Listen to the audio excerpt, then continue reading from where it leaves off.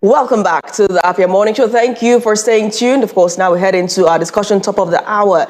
The presidency has faulted the Archbishop Emeritus of the Catholic Archdiocese of Abuja, Cardinal John Onaikan, for publicly disclosing details of the closed-door meeting, describing the comments as inappropriate and a breach of the confidentiality expected of such high-level engagements.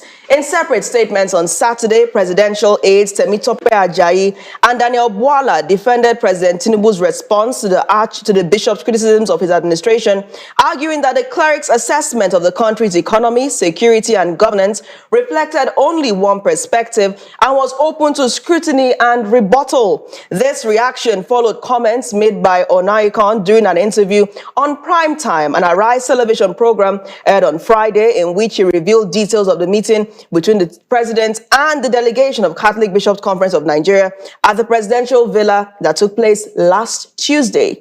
Here is an excerpt of that interview. You asked me, how did I see the face of the president in reaction?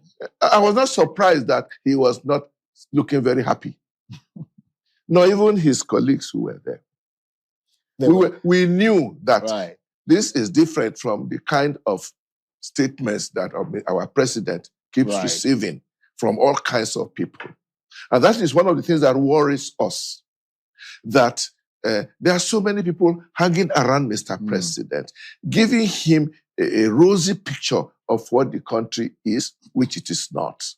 And we felt that we have no duty to do that. Indeed, we have the obligation to help him to appreciate the reality of the situation in which we find ourselves. And that is the reality that we painted, which I know is not the kind of thing that he wanted to hear. And the reply shows very clear. I'm concerned that your cross is going over your microphone. Okay. Yeah, sorry, go on. Yeah, and you can see his reply. We left that hall, both sides, knowing that, we said what we had to say. He said what he had to say. So was it a frosty meeting? Would you describe it as fairly frosty? Because, I mean, many Nigerians have become accustomed to polite meetings between religious leaders and political leaders. When the nation is bleeding, you can't expect a polite meeting with the head of state. We need to let him know. And his reply is that the nation is not bleeding. We told him our economy is not helping our poor people. He told us the economy is doing fine. Practically speaking, he told us quite clearly that he did not agree with us. Again, I said, we're not surprised. We didn't expect him to agree with us. We have done our duty. We have delivered our message. And we have a feeling that somehow along the line, somebody will show him a few of the things we said. Now, Cardinal Onaikan further questioned the president's remark that in politics, all is fair. He said that the bishops see clearly that the government is bent on winning by all means, has all the resources, and is deploying them. He also warned about the tendency of a one-party state emergence, stressing that the president is a candidate like any other candidate. Take a listen. The position of Mr. President came very clearly in that statement that he made. In politics, all is fair. Is that true? If that is what politics is, that in politics, everything can be done, provided you win election. Well, clearly that's not correct. That is not correct. If that is what was said, then it is certainly not correct. That is not. We heard it. There is propriety in everything. And and that is what we are worried about. We are worried about the fact that we see clearly that our government is bent on winning by all means. And unfortunately, they have a lot of means at their disposal to win. And they are deploying all those means in a way that eventually, even if we had a free and fair election, the votes of the people may not count. But we gave two warnings. Right. We gave two warnings. The one you mentioned.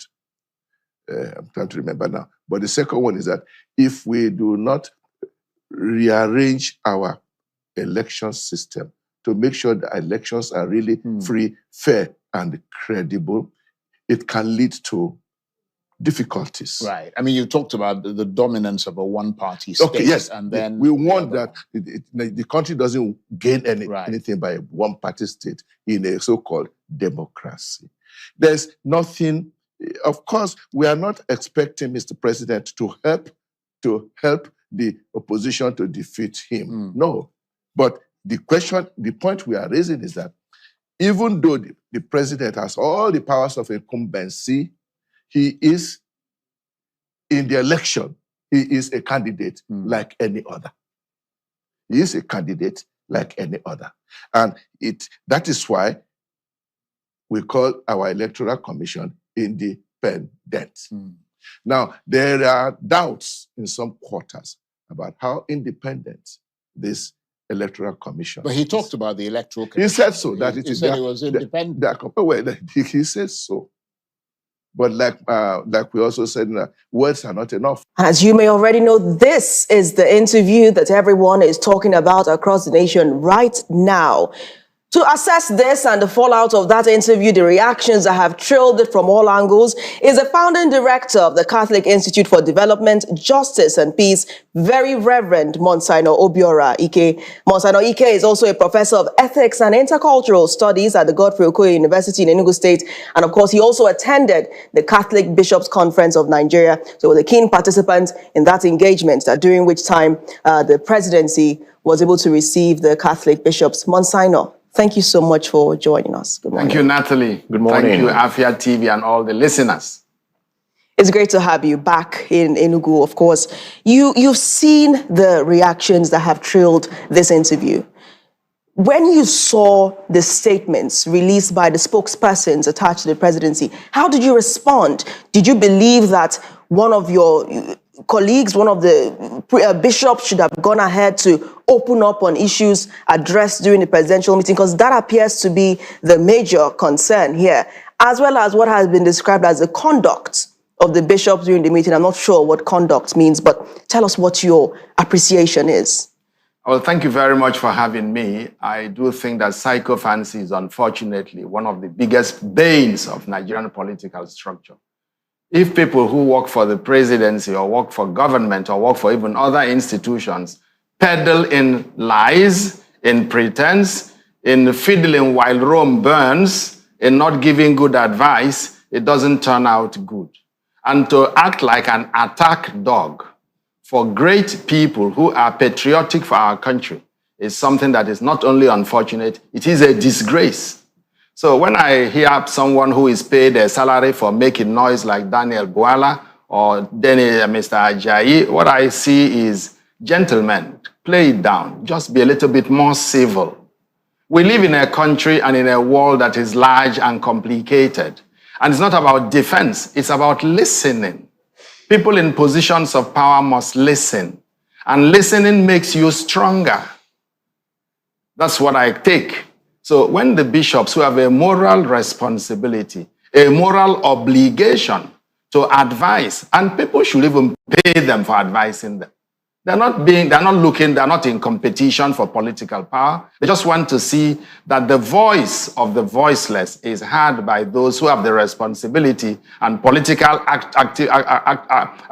position to give, a response. So the President TINUBU, of course, will try to, like he did, try to say my government is doing well, and we don't say he's not doing well. He is doing his best. But sometimes you do your best and it's still not enough. And the enormity of the challenges of a modern society is so much for one person to solve. But government cannot say, because I'm doing well, I've done it, or don't tell me anything. Well, we have also a president whom, I had visited not long ago, and we listened to him.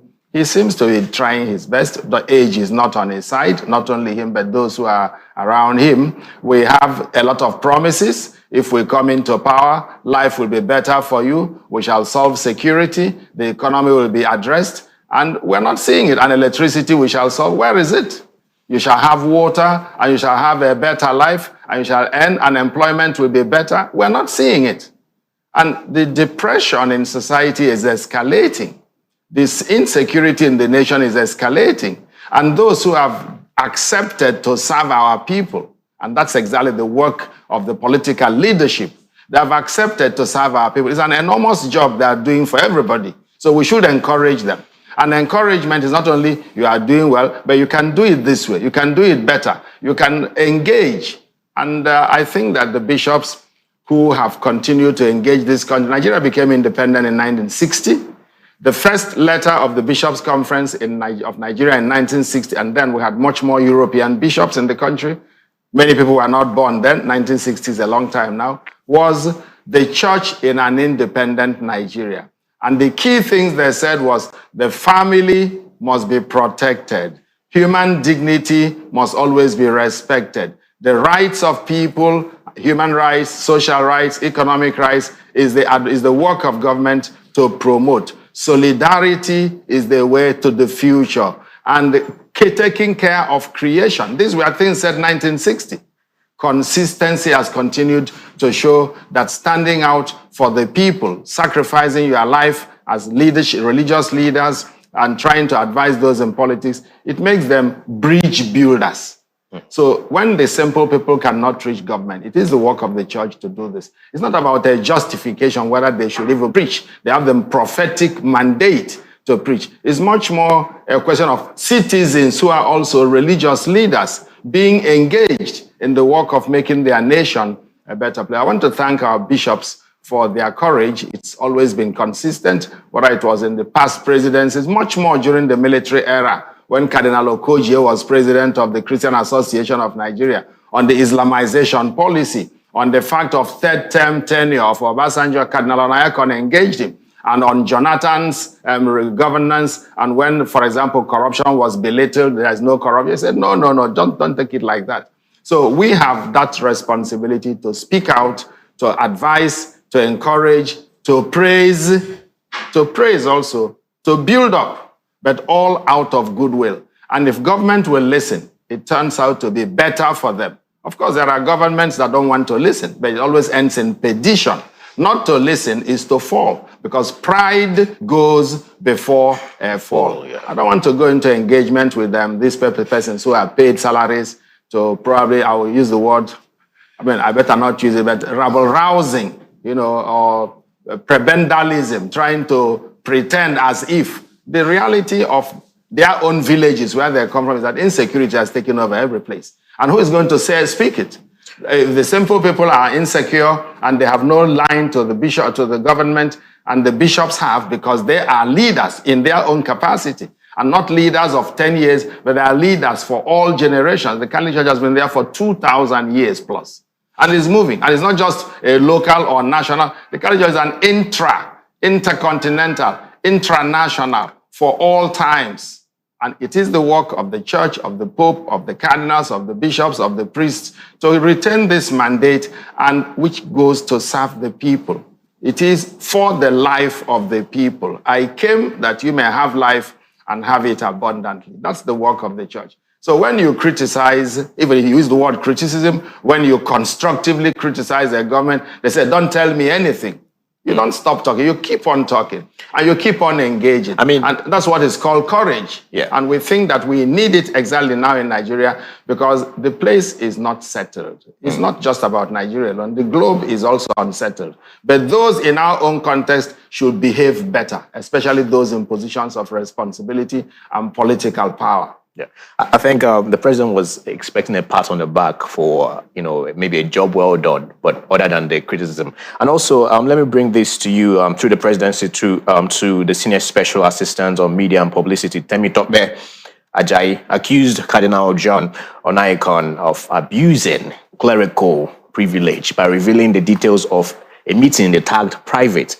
But a meeting you tagged private, you've published some snippets and pockets of commentaries from the president. Is it still private, or don't Nigerians, are allowed to know the details and contents of the context of that meeting? Bishop Onaikan was tagged from the Special Senior Advisor, Assistant Media and Publicity, by the way, from Temitope Ajayi, clerical privilege abuse. Well, if I would just give a direct answer, there's something we call ignorance. And that ignorance is not a seclusive term. The gentleman who is an advisor to the president on publicity airs on many levels. First of all, a meeting between the bishops and the president was aired by television. NTA was there, other television houses were there. The discussions held are not, it's not like a confessional. And going to speak about the issues of the nation, we are there in public. Snippets of them have been released outside there. I mean, what stops? I might as well go to preach tomorrow in a church and somebody with the same Temitope will say, it is what we discussed with TINUBU that you are preaching in the church. What is the secret? Insecurity, is it a secret? The educational imbalance, is it a secret? The fact that the economy is very low, is it a secret? I mean, I continue to wonder how people, well, he earns a salary and he has to be doing this. So I just think that, but that's very unfortunate because the bishops in the presence of the president told him that people around you are part of the problem. And we see it now like in this type of outburst. I need not say more about that. Who are these people around the president?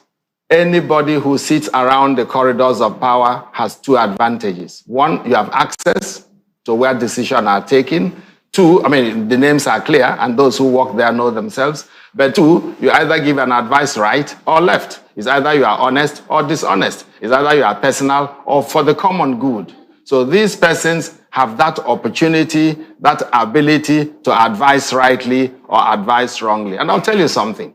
There was a king called Philip II. He was the king of Macedon. Philip II was the father of Alexander the Great. Alexander the Great is a great king in modern Greece, and he conquered virtually the whole world, conquered the Egyptian Empire, conquered the Roman Empire, and so on.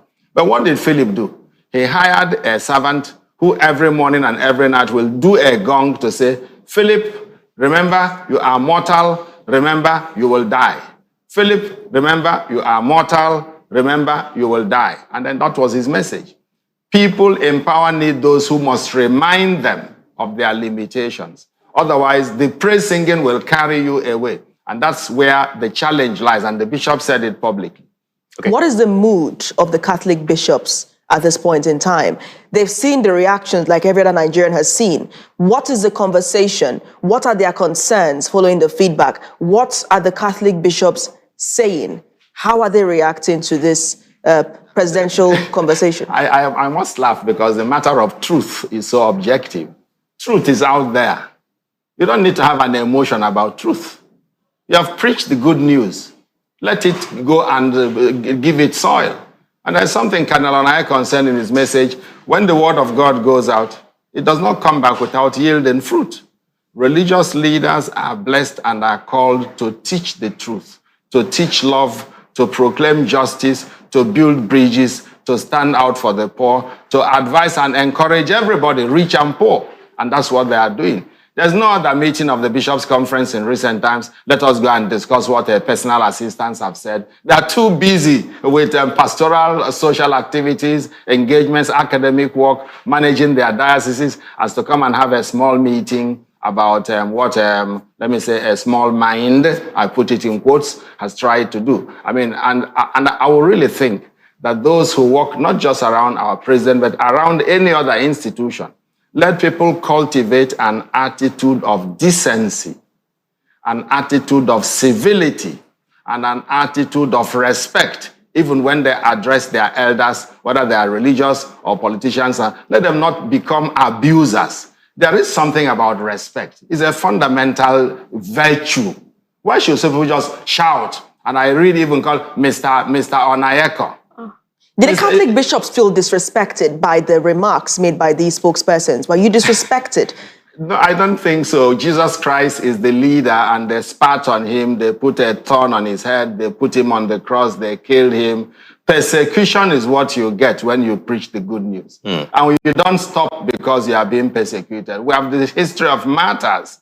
Pope Peter, Pope St. Paul, all the saints were martyred. We have a lot of martyrs around. It's not about respect me or don't say something wrong about me. We have to preach, like St. Paul will say, in season and out of season. Political people come, 4 years, they're already struggling to come back to power. After 4 years, they are gone and it's finished. The Catholic Church has been there for 2,000 years and continues till the end of time. So what have you to do with arguing with people who are semi-illiterate sometimes? So I do feel that we must now focus on the bigger picture of continuing to preach the good news. I know, of course, that journalists are always happy when there is sensation. Then they like to blow up the news, let it be shared, let people talk around it. Then they sell their newspapers, and then that one is over. Another news comes, that one is forgotten.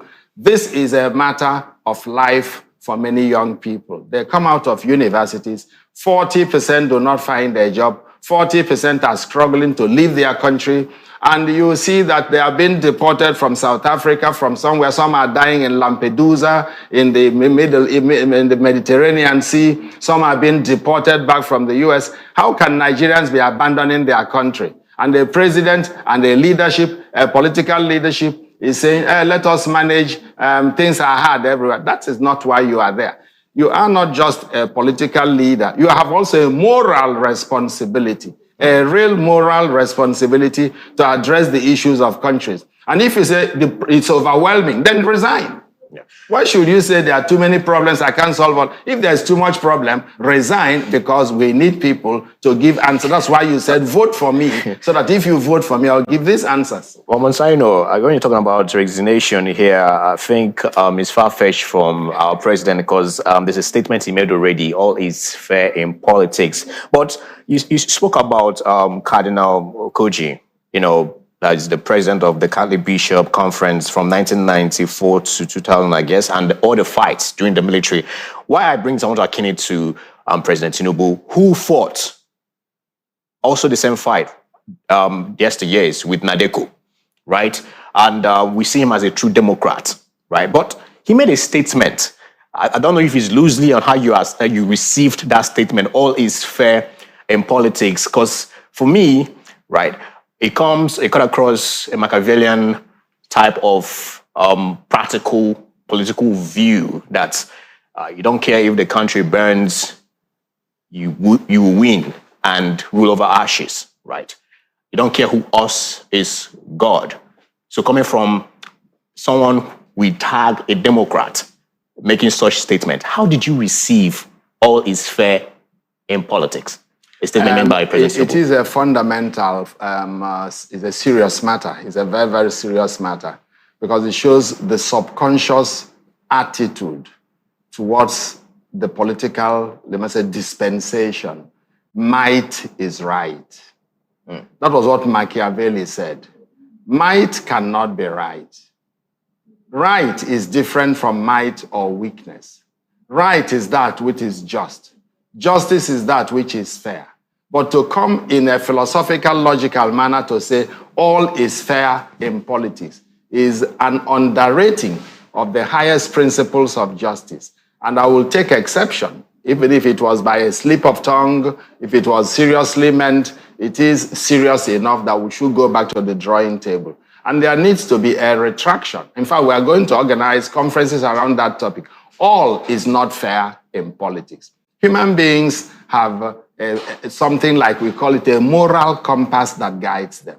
You cannot say winner takes all. No, we live in a democratic dispensation where it is not one party, but pluriparty. But if one party strives to destroy other parties, that's not about politics. That's about not just being unfair. It's about I alone can stand. And I come from Igbo land, and that proverb about a forest, a tree does not make a forest, that applies. One party cannot make democracy. You need multi-party because the opinions are different. People have different views, perspectives, attitudes, and we need it for the flourishing of our great nation. We have over 300 languages, we have various tribes, we have various religious persuasions. All of them are part of that which heaven has given to people in Nigeria to flourish for a better nation. We are not monolithic. Mm-hmm. We are plural society, and democracy is about plurality. So when someone says all is fair in politics, and it comes from the presidency, it demands of a deeper reflection, and is a very, very questionable sign of where are we going to. So it means that I will just take the elections, whether I win or not, I will continue. What's the difference between democracy and the militocracy? What's the difference? In military, there is an order, but even then, military will not even say that. Military will discipline because they have a difference between right and wrong. All cannot be right, all cannot be fair in politics. It is an absurdity. So now, speaking about the particular remarks by Daniel Bwala, the special advisor on policy communication to Mr. President, he basically described the remarks, or rather the Archbishop, former Archbishop, as being more political than spiritual, saying that that this was a political remark. And there have also been conversations that this has stirred around the Catholics and how the Catholic leaders are more vocal about what is wrong in Nigeria than other denominations like the Pentecostal. So we have this religious war that has been evoked by this remark, saying that the Catholic bishop spoke for Catholics and not for Christians. Daniel Bwala said that, alongside saying that this is political, right? And, trying to imply that this is because of a stance that perhaps the Catholic Church has taken against people APC. People have their pedigrees. Mr. Bwala is someone you cannot take serious. Unfortunately, that's the correct thing. The Association of Christians of Northern Nigeria yesterday made a very, very powerful statement denouncing him, denouncing his statement, and denouncing his attempt to divide the Christian body. It is already in the news. So it's not just about the entire association, the Christian Association of Northern Nigeria have come out with to say that when truth is said, it has nothing to do with, is it a Muslim who said the truth? Is it a pagan who said the truth? Is it a Buddhist who said it? Truth is truth. And when someone now, by virtue of his being given a job for which he's paid a salary, tries now to undermine the truth, and to try to see how he can use politics to divide people who are normally united in the body of faith and in Christ and in unity of a nation, of a human family, because these are all the elements that bring us together, independent of our differences. That shows the element of prebendalism, I will call it. Is a petitio principii, they call it in logic, begging the question, and trying to use divisive means to downplay the enormity of the personalities that are engaging our country for a better country. Number two is that it is not about critique. The bishops don't criticize. You preach, you prophesy. But people, when they listen to what affects them, they call it criticism.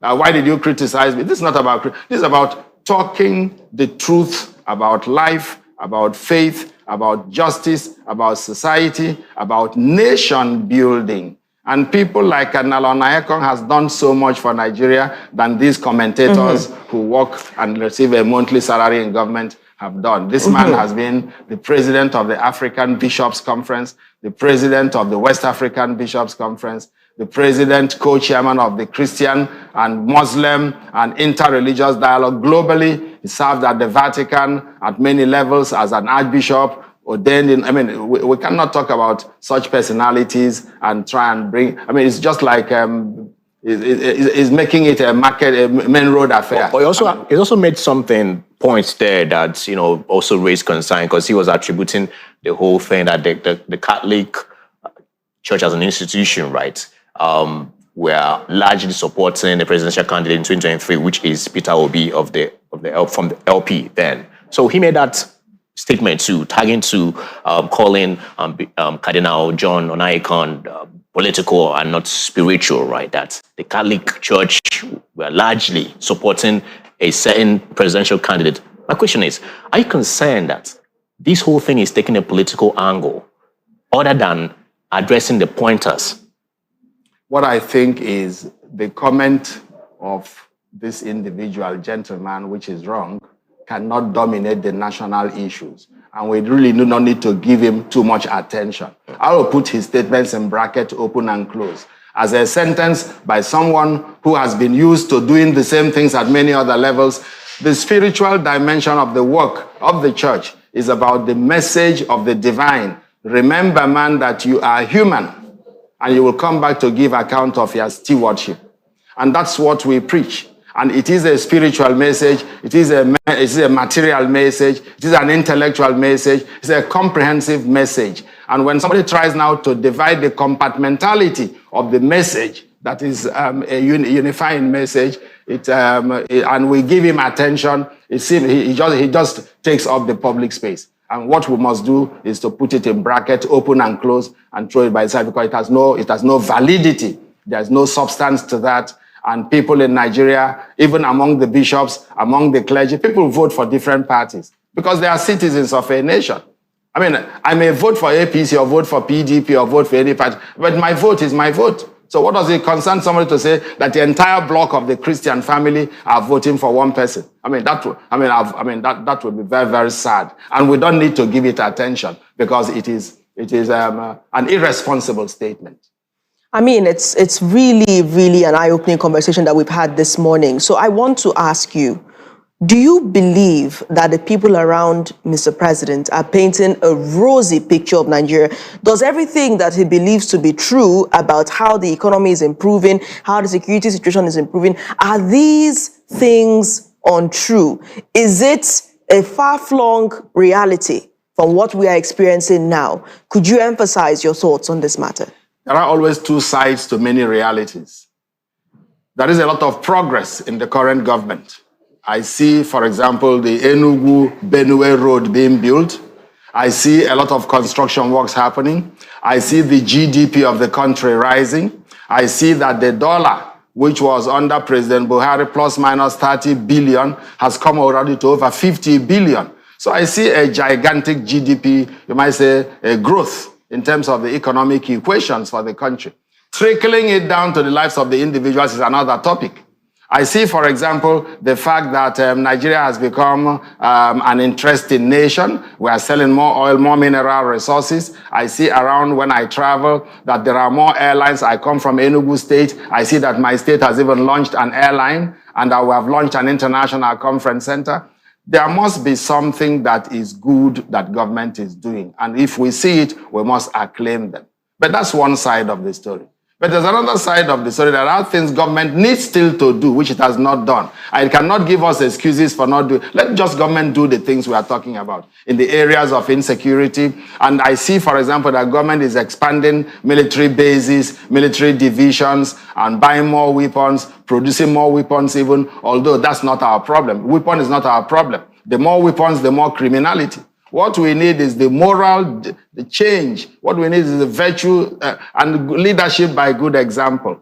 And people around a president, there are also two sides. There are people who give constructive advice, and there are people who use and abuse the privilege of being near. So it's not easy to make lump statements. So just like saying all Catholics are for, all Christians are for, all Nigerians are bad, all South Africans are good. These are the type of things you hear from persons. But definitely, we need to continue to pray for our country, pray for our president, pray for all those who are working in leadership positions, because it's not by their power. And heaven allows things to happen. But we'll continue to pray for a better nation. And when people cannot do well, we pray that God removes them, places them where they can do better, and put people who can do better in those positions. That's our prayer. To every Nigerian watching this now, because people are watching, and I'm sure that some of them would like you to speak to them, what do you have to say to Nigerians, Christians, Catholics watching this program right now? What's your word to them during this, what has now been, what you believe is a trying time in Nigeria, economically and security speaking? A trying time is every time. That's number one. Nothing is new. We've had a country that had a war. I saw the Civil War. I survived the Civil War. 1 million to 2 million children died during the Civil War, 1967 to 1970. I saw Nigeria in the 1970s to 1975. I saw when Murtala Mohammed took over and there was an armada of cement importation and Nigeria's wharves were closed. I mean, we can't even produce anything. I saw the military eras where human rights were abused, people ran away, you couldn't even speak your mind. I'm only trying to say that if you want to talk about what has been a best time, it's always difficult to say. Each era has its challenges. And people of every situation must focus on these challenges, address them, and not try to presume that the kingdom of heaven has been fulfilled. But I see opportunities that have been abused and misused. And that's exactly what we have now in the current generation. 1999, democracy came back to 2026. It's been democracy that is not actually democratic internally in the parties, because their candidates are not democratically elected within the parties. I see electoral integrity being challenged. I see the fact that independence is just like you want to wish it, and we think that it could be better. But beyond that, what I have seen is that a lot more people are unhappy in a world, and a lot of more frustration. I see mental cases rising, people with challenges of various natures, but I see also a lot of houses rising everywhere, except that it's not democratizing. It's only a few owning everything and the majority becoming too dependent. That's not right. So my message to my people is, we cannot presume that doing nothing will solve our problem. Each person must add a voice. And when I talk about the problems, many of us are also part of the same problems. When followers don't pay tax, why should you not pay tax? When people undermine the system, when they go and steal electricity that has been brought by government, steal solar on the lights, when they go into insecurity issues and join kidnapping, when they use religious, you might say, indoctrination to try to even cheat people. I mean, some people even use religion to cheat. So, and I see young students who don't want to work, but they want to earn everything. So my message is, all of us, both those who are leading, those who are following, I say those who are leading, all of us are leading at various levels. Whether you're a class boy in your classroom as a class prefect, you're a leader. So let us become leaders and responsible moral agents in our communities. And because I've seen many countries in the world, nothing is ever given to you freely. Right. You must fight for your independence. You must fight for the rights you claim for yourself and you want to give to others. And if you don't do it, you will continue to complain and be a slave. So Nigerians, rise up, go and vote when it is time to vote, and protect your votes. Don't say, I've thrown my card, I won't go to vote, it doesn't count. No, stand up, go and vote for your right candidate, vote according to conscience, don't vote for money, vote for truth, and then you'll have a better society. Now, final question, because this just came into my mind, almost it seemed like a divine question that just dropped. I think it's because you are here. What must the presidency do now? Judging by the conversations that have spawned from the backlash that trailed the interview, what must the presidency, because we've not heard from the president, we've heard from the spokespersons. What must Mr. President do now to ensure that the Catholics do not become victims, so to speak, as do now? I'm surprised to hear that somebody is labeling anybody. And I hear Boala and Ajayi speak. Is that Nigeria? What the president must do is to listen to good advice and have the courage to act accordingly. What the president must do is to sack people who are around him, who tell him lies and who give him bad image. What the president must do is to assume the moral authority to say that I'm trying my best and to say I'm going to tackle it headlong. What the president must do is to resign because I cannot continue to rule again because I'm incapacitated, because I'm mental or physical or whatever it is. What the president must do is to tell Nigerians the truth. What the president must do is to ask people who have honesty, come and talk to me. I don't want to hear those who want to. In fact, if you're coming to praise me, don't come. Just come and tell me what you think we should be doing. What the president must do is to use his time well. Use his time and pray more that God might give him strength to do things better. I do feel that we have also to pray for whoever is in leadership in our country, including our president, including those who are around him. We have to pray for them that they are also enlightened by the grace of God.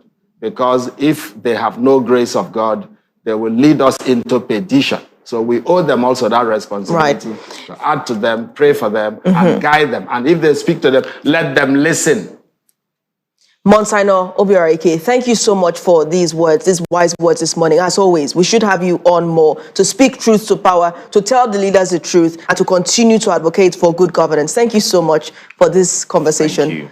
Thank you very much. Great to have you. So it appears that religious leaders own this week. We have a lot of conversations surrounding the activities of religious leaders. Another one is spawning from Delta, where a bag of rice was that had the image of the president was rejected initially, then eventually shared to the parishioners. And it stirred a lot of conversation online, suggesting that religious leaders are taking a tough stance against sycophancy, as they just want a Nigeria that works. We're going to get to that on social media trends. We're joined by Shekina Anibogo in just moments. Stay tuned.